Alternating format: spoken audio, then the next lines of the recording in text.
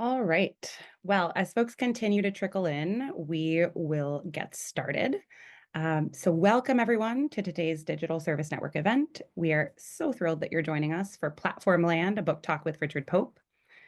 I'm Colleen Pulaski. I'm the Senior Research and Engagement Manager for the Digital Service Network at the Beck Center for Social Impact and Innovation. And it's my absolute pleasure to moderate today's book talk and Q&A. So for those of you who are engaging with us for the first time, the Digital Service Network is a peer learning network that empowers government staff with human-centered strategies to deliver digital services that meet the needs and expectations of the people who use them. And we're supported by the Beck Center for Social Impact and Innovation at Georgetown University, as well as the US Digital Response. So if you aren't involved with the DSN yet, and I do see many familiar names out there, but for those of you who are new to the DSN, we hope that you'll take a minute to sign up for our email list. We really exist at the DSN to respond to the needs of the government staff that we serve. So by joining our list, we can stay in touch with you to develop more book talks, webinars, articles, research, toolkits, and more based on what you need to advance your work in government.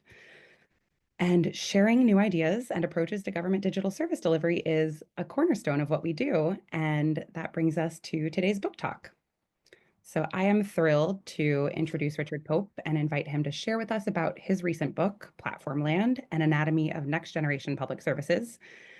So Richard was part of the founding team of the UK Government Digital Service and was the first product manager for gov.uk. And as part of that work, he created many of the initial design concepts for both gov.uk and the digital account for Universal Credit, which is the UK's social security service. And if you haven't read the book yet, Richard details much about Universal Credit's design and deployment in Platformland. And he was also a senior fellow at Harvard in 2018 and 2019, where he focused on research and lecturing on government as a platform. So in Platformland, Richard details how and why the promises of digital have yet to be fully realized in the public sector, and he offers a strategic vision for how to truly share the benefits of digital with the public. And so when I read the book, I found it to be absolutely chock full of practical and actionable tactics to realize the vision for government digital service delivery that Richard sets forth. And each section has design patterns, strategic interventions, and illustrations of his points with leading examples from across the globe. So I'm really excited to dig in and hear Richard speak and to have an opportunity for all of you to ask questions. And before I hand it over to Richard, I'll just touch on a few final logistics for today's event. So our book talk today is free. We'll share a recording and a recap on the Digital Government Hub after today's event. The link to the DGH you can find in the chat. And also by participating in today's events, you agree to adhere to the Digital Service Network's community norms and code of conduct, which you can read on the Digital Government Hub. Again, you can find that link forthcoming in the chat. And then lastly, Richard will be taking questions from the audience following his talk. So if you'd like to ask a question, please add it to the chat. We'll be monitoring the chat and tracking the questions that come in. And then after the talk, we'll lift up a selection of questions for Richard to respond to. And just keep in mind that given our limited time today, we might not get to every question, but we're very excited to shape this conversation together with all of you. So with all of that, I will pass things over to Richard to get us started. Thanks, Colleen, and thanks to DSN for hosting me today. It's a pleasure to be here with so many people, seeing everyone who's been joining. So welcome to everyone, and thanks for having me. So I'm going to give you a bit of an overview of the main themes of the book, which are these really. Like Platformland describes, argues for, makes the case for public services and infrastructure that do three things, really. Services that work harder for the public and the public servants, are much simpler to build, and also more understandable, accountable, and democratic. I'm going to talk to each of those three areas. Now I'll give you a few examples from the book and try and highlight some best practice from around the world. So what do I mean by services that work harder for the public? In the rush to digitize public services, there's often little space to ask, why bother? If there is an answer, it tends to be financial, so savings from automation or less duplication or replacement of a neglected system or closing a call center or something like that. The aim of most digital programs is the status quo delivered more cheaply. But efficiency is a trap, not because there's not savings to be made. Digital tends to be cheaper. But it's a trap because even where they're well designed, it's all too easy to make things simpler and cheaper for government, whilst actually things remain relatively the same for the public, or sometimes it's worse. And that's because the things that are expensive or complex for government are not necessarily the things that are expensive and complex for users. Officials tend to have strong incentives to fund work that makes the service simpler for users only when it that aligns with making it cheaper for government as well, within quite narrow bounds. So within the bounds of a department, an organisation, a sector. Digital rarely gets applied to the bureaucratic frictions between one public service and another, or the edges of the public sector and everyday life. So there's a whole host of areas that just never gets applied to. The result of all that is that most digital programs produce things that are analog version, digitized versions of analog processes. They tend to look like this. So there will be a digital front end where someone maybe, this is an example from the book of applying for a license, where maybe somebody would enter some details about themselves and their company and maybe some financial information, and it would go into a back office process, which might be kind of semi-manual. There'll probably be a back office process of some sort. They wait a bunch of time and then they get a letter back in the post, or they might get an email. We've often been digitizing things form by form, service by service, often transferring a lot of the administrative burdens on the way. Literally, sometimes it is like for like. It may still be there, but I looked last year on the IRS website. There is a upload your W2 form service for businesses. It's literally a digital service that's taken the name of the paper form. And in the UK, we've got digital front doors for land registration in England and Wales, but actually, and digital back office isn't. But we've got a 2-year backlog because loads of it's still instigated on paper, and it's semi-automated in the background. Where services have been digitized, often they don't join up. Either anyone who's ever started a business will have experienced having to dart between rekey information in lots of different services.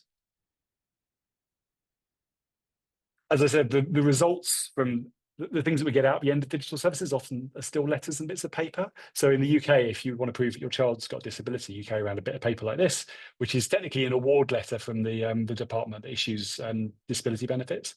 But people have to use it, and there's like entire Facebook groups dedicated to like understanding which organisation will accept it, whether you can use it to get into a theme park and jump a queue, that kind of thing. Because there's no incentive for the department to make it easy for someone to prove that they've done their job, they've sent you the money, they've sent you a letter to prove it. And there's countless examples of things like this. The frustrating part is that today's technology, applied with the correct intent, presents us with an opportunity to systematically eliminate those sorts of administrative burdens. There's probably more savings there as well than looking for faster horses and speeding up existing processes and adding AI to remove manual steps. Actually, redesigning services is probably where there's much greater savings, and it makes things easier for the public. Some examples of that, the sorts of things I mean. So we're moving to a world of potentially much more, rather than things being active and transactional, much more real-time services.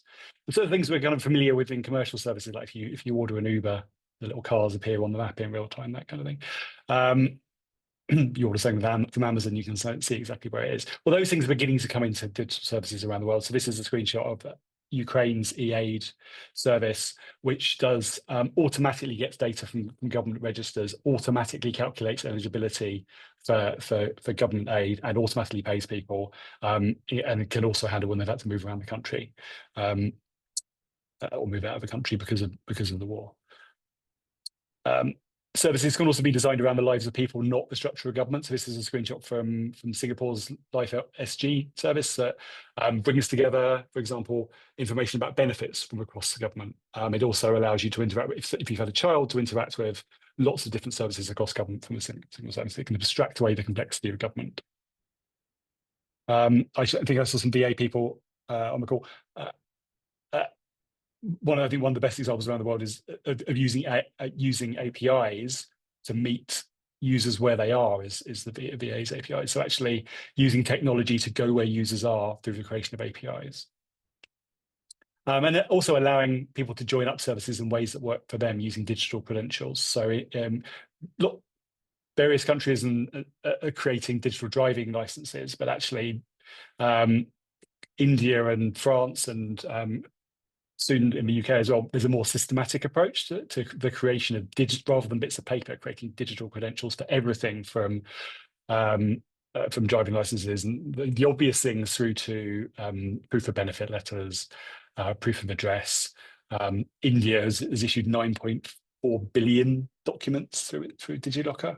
BC, British Columbia and Canada has also got a really active program around the creation of credentials. And these things are really interesting because they let people join services up in a way that works for them. It creates a demand pressure on the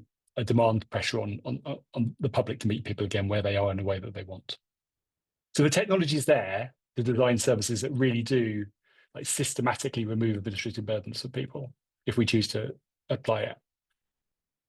Practically, though, I think there's a risk of seeing these, particularly like the Ukrainian example, and seeing them as a somehow unattainable. Couldn't happen here. So for each of these sections, I'm going to try and give some practical steps. So this is some practical steps towards services that work harder for the public.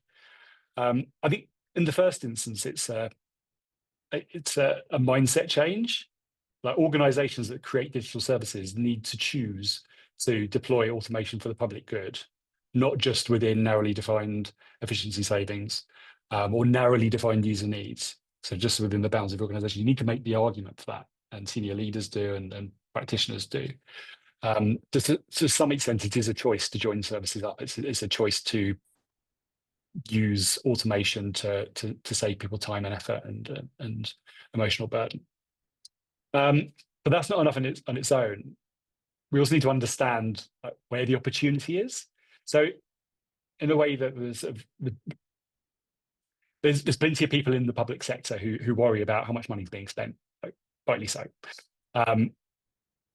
It's very easy to size the impact of a digital service in terms of money. It's harder to do it in terms of the administrative burden it creates. So I think systematically measuring the administrative burden that an organization, a whole government creates is a first step towards being able to decide where to apply the potential of digital. And that is a political choice ultimately. And some governments will choose to apply it over here, and not over here. At the moment, we don't really even understand where the opportunity is because we don't measure it in a systematic way. The next thing I think can happen in a much more systematic way is the creation of APIs like the BA ones, like across the public sector, allows for many more loose joins between services. But teams have got to prioritize the creation of those, or government's got to, at a higher level, has got to mandate the creation of it. And then finally, the opportunity for credentials. I think this is currently the biggest opportunity in the public sector for better services, because it's partly because it's an add-on to what it already does.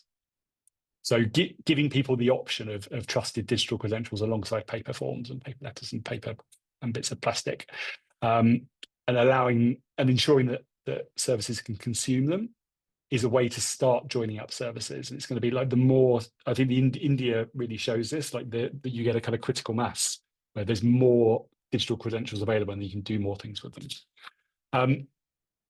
Interestingly, in the UK, we had an election back in the spring, was it, I think?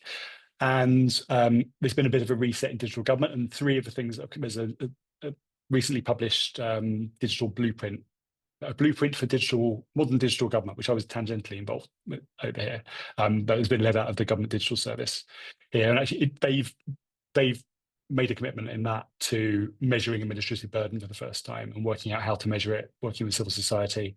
There's stuff in there around the creation of APIs and also a really big aspiration around credentials. So they're kind of starting with driving licenses, but it's a much bigger aspiration there. So that's really good to see. So that's three practical steps towards services that work harder. The next thing I mentioned was services that are simpler to build. And I'm sure many of you on the call will have experience of how hard it is to just to get things like very basic things done sometimes in government.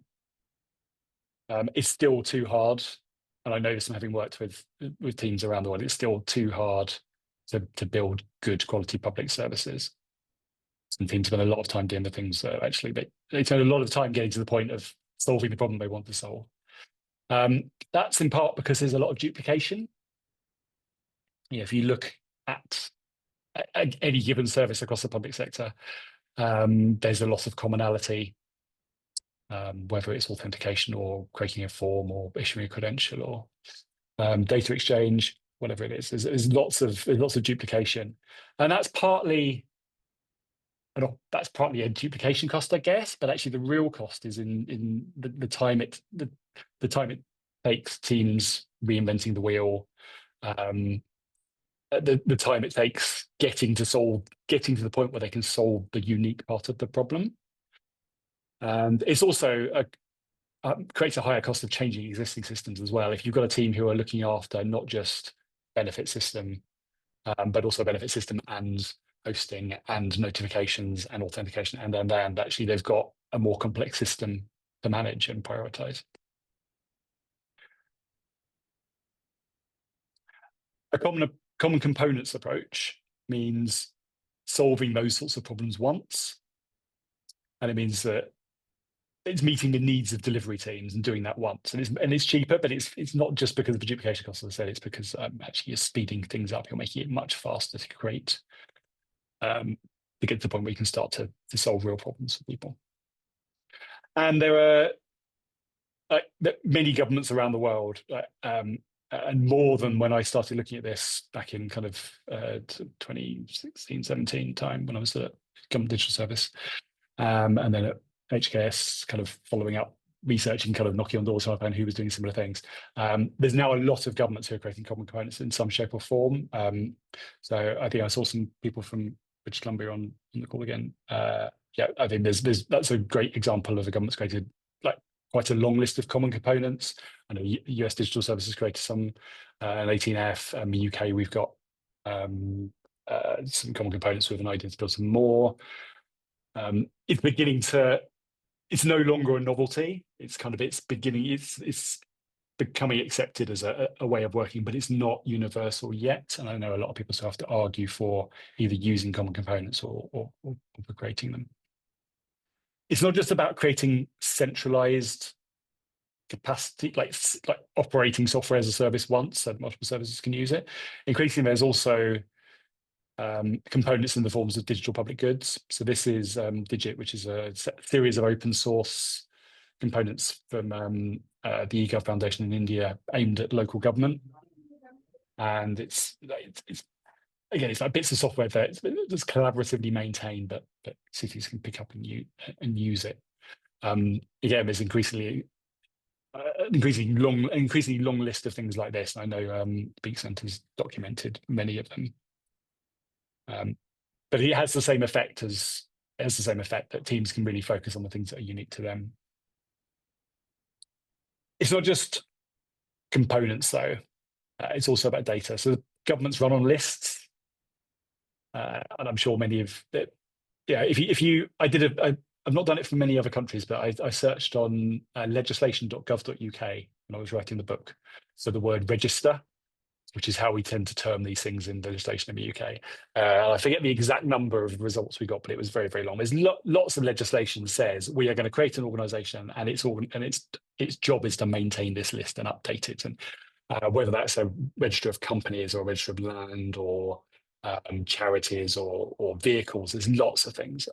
But they tend to be built and maintained for a single purpose. And when there is even though that data has value beyond that organization, it tends to be quite tightly bound to the purpose for which it's collected. And where there is an attempt to reuse the data elsewhere, we tend to use this sort of euphemism of data sharing, but it's closer to copying and pasting, or like photocopying data, or like faxing it, because you get a lower resolution version of the original. They end up out of sync from each other. is very rarely in the interest of both of two organisations to share data, because actually what it's doing is placing an ongoing cost on the other organisation to keep on sharing the information.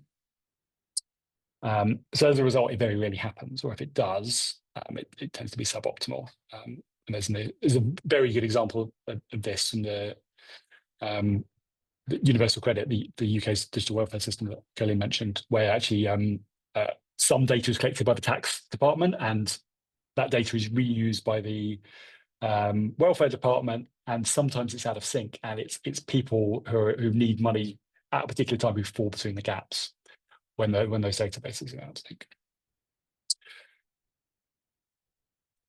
Rather than data sharing, we should be aspiring to data access. So that's maintaining data as a common resource with good custodianship, with appropriate access controls, with good oversight, but importantly, maintained in such a way that it can be used by multiple organizations, so not tightly bound to a single service. And that's a big change for a lot of organizations who are custodians of data, but it is possible. The leading examples here are probably India and Estonia. So just to kind of point to two things from both of those countries. So I mean, I'm sure many of you will have heard of X-Road many times. It's basically like standard fodder for a digital government presentation, right? And X-Road's interesting. I'll say one thing about X-Road and then something about the what's on screen at the moment. I think people will normally point to X-Road and say it was different because it was a greenfield thing. Okay, like famously, Estonia was pretty much starting from scratch and it's building its digital infrastructure. And that may well be true, but actually, there was a lot of work went into it until the point it was useful.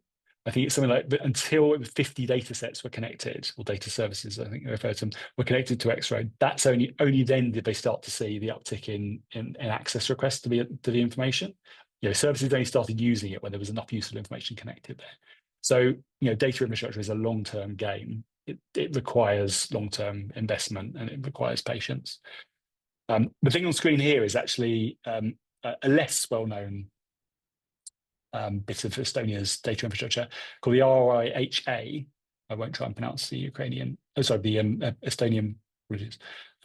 name for it. It's the administration system for the state information system. It's basically a register of databases. So they changed the law in Estonia that said they defined what a database was in law, and they said if you run one of them, you need to update this website. So this website is a canonical list of all databases up there, and it includes a list of the fields that each database contains. And that's useful for transparency, but it's also really useful for services who want to build a new service and they want to know what data is held. So it's kind of an example of transparency as an enabler. So if you're a public servant working in Estonia, you can go and look up who's got data about a particular thing, so you can use it to build your service. Very different scale of population. India has done a lot of work over the last decade creating more domain-specific data exchanges. So there's like an urban data exchange and one around land and a bunch of work around health as well. And so we've kind of created data exchanges, but also a lot of new identifiers. One of which is this one, so the unique land parcel identification number is part of a digitization of all their land records. And the number actually gets generated programmatically from latitude and longitude of the land parcel. But that identifier is being used across the system. There's effort to use that identifier across the system so you can join up data from ports and land registration and give farmers access to finance. And so it's a system-wide effort. Lots of countries have got land registration numbers of some sort, but they generally weren't created this century with APIs, and they weren't kind of conceived of as a whole of government digital effort. And then increasingly we're seeing this data infrastructure work across borders as well. So Finland and Estonia have started doing real-time exchange of company information. They're looking at real-time exchange of trade information. Estonia's actually got a unit dedicated to the real-time economy, which is looking to move things that are currently transactional, paper-based, whether it's invoicing, payments, getting licenses and making those more real-time with a view to boost the economy. So we're starting to see this data infrastructure like becoming a supranational thing. Again, seems very kind of, it can seem a long way away if you're working on a project somewhere in a department. So practically, what can we do? I think some of this is about governance, like organizing the governance of a unit, of a department, so it can support the use and creation of common components. Like just permission to use them is not always in place. But again, it's a kind of mindset change, making it so that it is possible to use them, so that you can free people up to work on them if necessary. And then for organizations that have got any kind of spending control, I know again BC have done some work on this, British Columbia have done some work on this, actually being quite critical of whether services are using the existing components that are there. So if a digital service comes along and they're not using something that is tried and tested and robust and useful, then you can ask quite searching questions of it. The next thing is, from the beginning of new services, decoupling the data. There's obviously a big legacy effort a lot of the time to go and try and decouple the data from legacy services, but certainly when new services are being created, thinking about the data as a separate entity, creating APIs around it, thinking about how that can be, who that might be used by, where might it be of use elsewhere in the system, and prioritizing those things. And then finally, and this talks to the Estonian data catalog example, I think reframing transparency as an enabler of transformation is something that needs to happen. And that's not just about data, it's actually about the whole. And so what APIs exist, who are the teams who are working on services, on infrastructure. I think public sector digital projects need to start behaving much more like good quality open source projects, where their governance is done in the open. And that's partly about public scrutiny, but it's more about making those teams work together, allowing them to join up, allowing them to understand what's happening what's happening elsewhere in the system.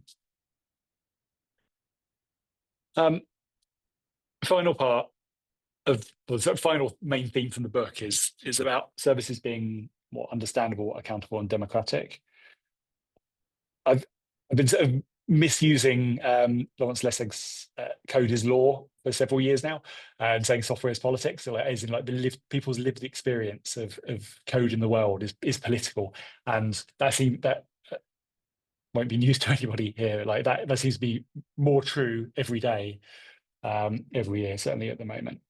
And I'm sure many of you will have had that in mind when I've been talking, especially to things around like the centralization of infrastructure and services that cut across government.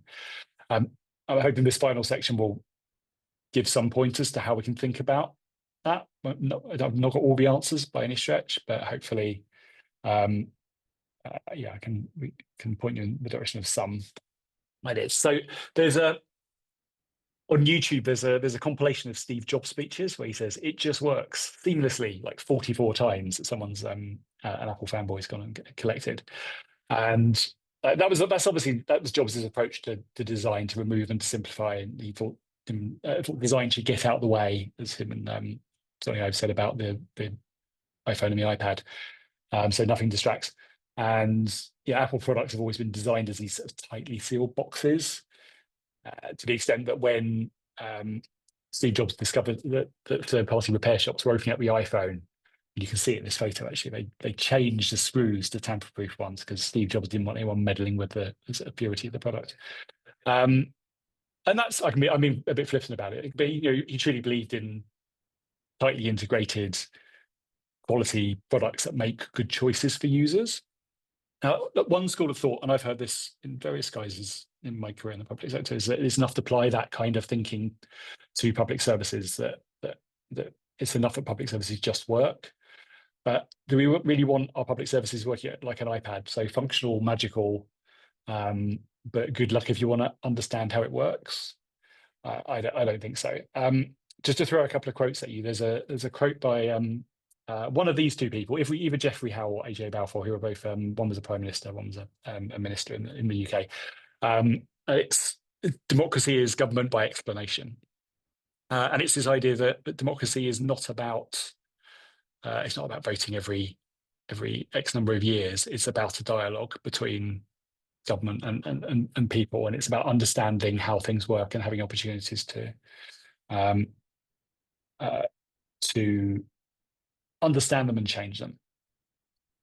Second quote is this from an economist called Eleanor Ostrom.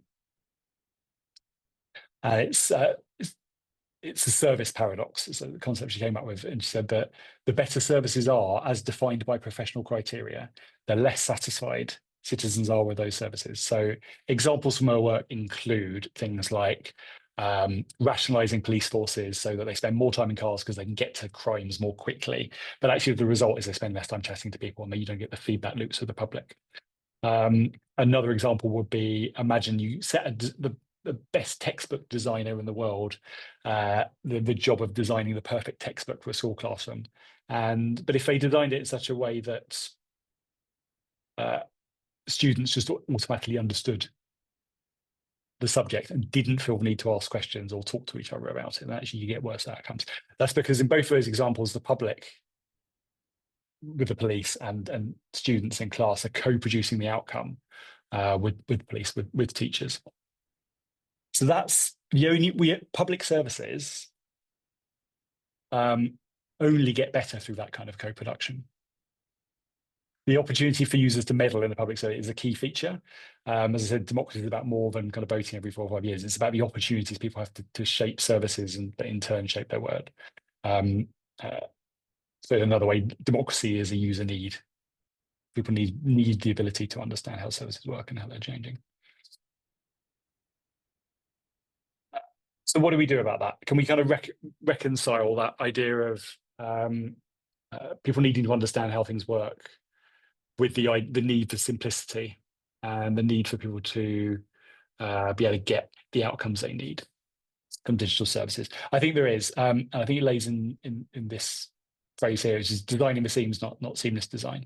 So Mark Weisner was the chief technologist at Xerox PARC in the 80s and 90s. And he argued, he's no longer with us, he passed away before he could explore this idea fully, actually. But he kind of made the argument which is aspire for calm technology with beautiful seams. The idea being that you could, services should come to people, and digital services should be there in the background, come to people when they need it, but they should be able to like open them up and understand them when they like as and when they need to. So they should be able to reveal how they work. So rather than totally hiding the complexity is there to be revealed as needed, and users can configure and understand and take control of automated processes as they need. There's not a lot of examples of things like this. But if you think of like, a URL in a web browser is a really good example. It's kind of there. You don't look at it most of the time. You kind of like it tells you something about how it works. You can view source in a browser to understand how it works. Something like a Nest thermostat is on one level just a dumb dial, but you can also kind of click in to see the settings and configure it that way. There are many things like that, and public services are not browsers or thermostats, obviously, but designing better seams into public services is a way for people to start to explore how they work and understand how they work, I think. There are a few examples of things like this. So this, again, I'm not going to try and pronounce the Estonian title because I've tried before and I get it wrong. It translates as data tracker. And this is the way that Estonians can go kind of click through and see how data about them is being used by a service. So if a doctor looks at their medical records, for example, or a police officer stops them and checks their driving license, that information gets recorded somewhere. And actually, I talked to the product manager who runs this a few years ago, and he said it doesn't get loads of traffic compared to paying your taxes or something like that, but it gets enough traffic, and importantly, it's got a mind sharing that it's got public mind share. People know it's there. People know they can check it when they need to. Public servants definitely know that it's there, and they know that they're being if they do something they shouldn't, there's a fairly good chance they're going to go to court. But again, the information's there ready to be revealed as and when it's needed, but not there all the time. Back in the early days of gov.uk, which those who don't know is the UK's single central government website. When we were creating it, we built it around this idea of user needs. We were really kind of quite passionate that nothing should exist on there if there wasn't a justifiable user need behind it. And we collected lots of data that explained why those pages existed. We actually did this little hack where for a little while, if you put /info on the end of the URL, it would take you to a page that described why that page existed, and it would describe its history. And there are aspirations to do a lot more there. And somebody at some point, I've never figured out who, someone turned it off because they decided it was not purist enough, not minimalist enough. But I think it kind of hinted at something, actually. It hinted at the idea that, public services are not private sector services where kind of like minimalism can reign. They need to explain themselves. So we need to think about how we design in ways of doing that. And that's only going to become more important as we apply more automation, more AI, as we have services that do start to blur the boundaries between different levels of government, different government organizations.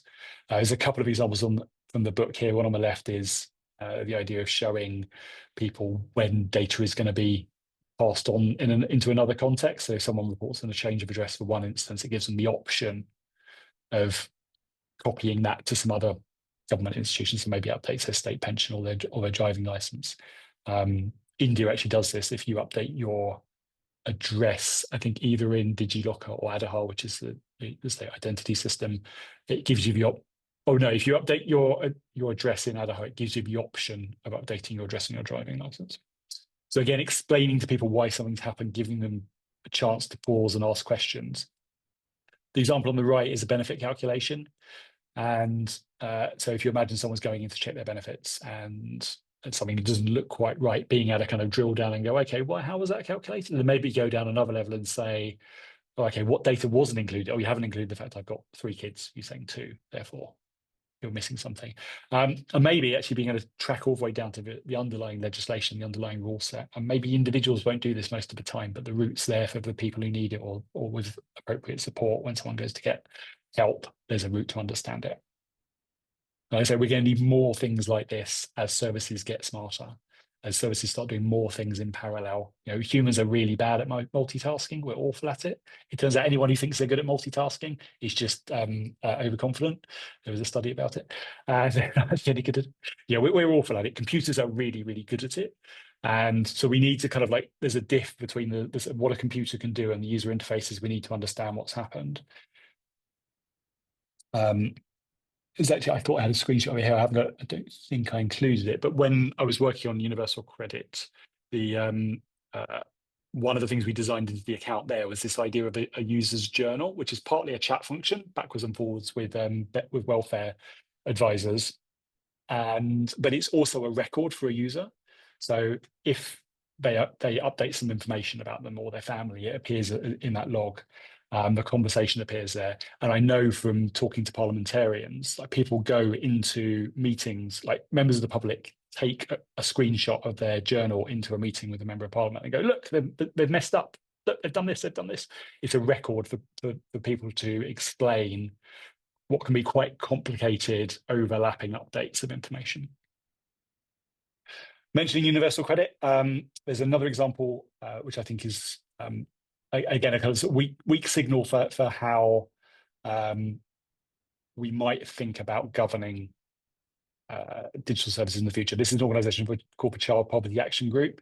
They do a lot of work in and around the welfare system in the UK. And they run something called an early warning system, which is really just I think it's just a set of Google Forms, but they actively solicit feedback about digital services from advisors around the country who work with people to help them fill in their claims.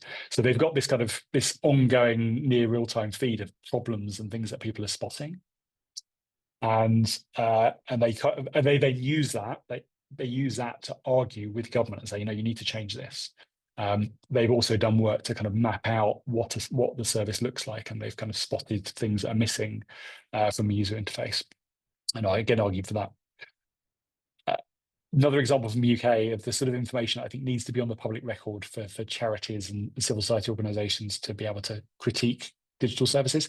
And that's during COVID on our National Health Service.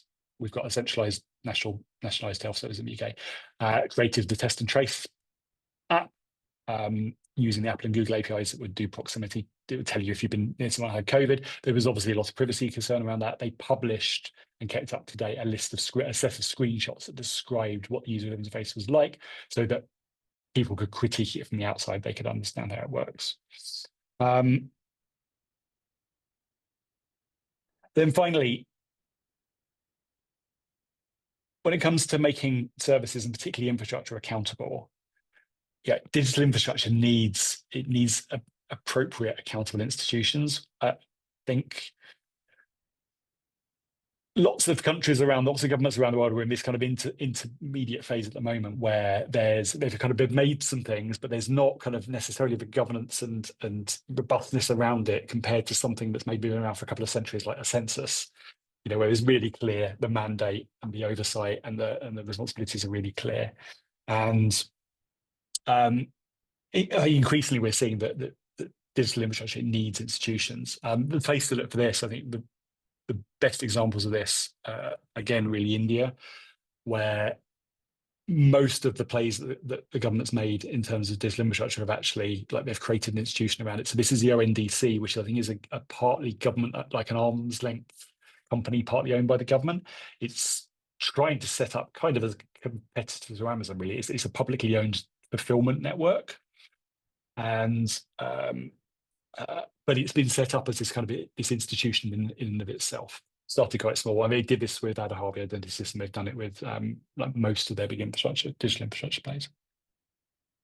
Apologies for this case study. This should not be here. I don't know why this has come up. I must have unhidden something when I started presenting. So sorry, everyone keeps on seeing that. So practical steps towards transparent, accountable, and understandable services. So I think everyone who's designing a user interface has the opportunity to think, like, can I put transparency at the point of use? What can I do to help somebody understand why this service exists, how it works, how they can seek recourse when something's going wrong? It doesn't need to be the most prominent thing on the page. It shouldn't be getting in the way of a user. It needs to be there. So that people can start to understand, have a better mental model of how government works. If we're going to aspire to that idea of democracy is government by explanation. But particularly for civil society organisations to be able to effectively critique how digital services and infrastructure work, they need to systematically publish information about how services and infrastructure work and how they change. So that's things like, change logs, it's the source code, it's the notes when new versions get released, it's the database schemas, it's example screenshots of user interface. I think we're reaching the point where there's no excuse for that sort of information not to be in the public domain. Especially, I think, given the context of what's happening in the US at the moment, and I've not been following it as closely as I'm sure many of you have, but the concerns around what's happening to bits of digital infrastructure, like some of that, I think, probably comes from the opaqueness of it. Like, it's really hard for people to understand because we don't tend to govern digital infrastructure in a way that makes it easy for anyone on the outside to understand what's happening, why and when. And then finally, we need to grow digital institutions with appropriate mandate and oversight. That probably feels a long way away from something that people working on a practitioner could do, but actually, things that become institutions, they always start somewhere. They start small. At some point, when the government digital service started, it was a team of half a dozen people. Well, certainly the Gov.uk team was. And like, things start small, like thinking about teams as proto institutions, thinking about their mandates and governance and arguing for it early on, is part of growing digital institutions. I think we'll look back in 10, 20 years' time, I think, and see that the biggest change that digital had to the structure, to government, was not really efficiency. It was actually about how government organises itself. So those are the three themes of the book. And I realise, we've got about 15 minutes left for questions. Just to say a couple of things. I think the reason for writing the book really, and the reason for kind of focusing on these three things, these three themes, is that in the absence of a clear narrative about the role of digital services and infrastructure, digital is always going to remain a side concern or seen as a tool for short-term savings, or not, rather than what it is, which is core to the operation of a modern democratic state. We've got to make the argument for all of these things together. I think it's not just enough to say they've got to work better. It will just work. They can't just be better designed. We've really got to think about all these three things together. And then final thing, I think just, again, you can feel quite helpless as a digital practitioner working in government sometimes. But the thing I would say, and I say that through experience, it can feel really like it's hard at times, right? It can be really hard. But I just wanted to end on this, which is that actually even when digital practitioners can't shape what's going on in the political sphere or shape a policy, we can still shape the profession, and actually that in turn then shapes services. So the things we prioritize, like as digital practitioners, if we prioritize transparency, accountability, trust, if we prioritize yeah, services that are made from loosely connected parts rather than centralized monoliths, if we prioritize those things in our work, if we talk about them, if we argue for them, they're more likely to happen, they're more likely to filter up. At that point, I will stop. Apologies again for my random slide popping up. I obviously have a setting incorrectly set in Keynote, but hopefully I didn't distract too much. So I'll hand back there, and hopefully we've got a little bit of time for questions. Well, I think with that, we're just about at time. Thank you, Richard. Thank you, everyone, for joining us today. The DSN wants to thank everyone for joining. And if you'd like to keep up with Richard, you can subscribe to his Platformland newsletter, which I myself have followed for quite a while. It's fantastic. And we'll also share a few links to Richard's consulting and LinkedIn pages in the chat. We'd like to congratulate our raffle winners who received a free copy of Platformland. And if you have yet to read the book, jump on it. We'll share a link in the chat so you can get your own copy. If you'd like to share your feedback on today's book talk with us, we're going to also drop a link to an event survey.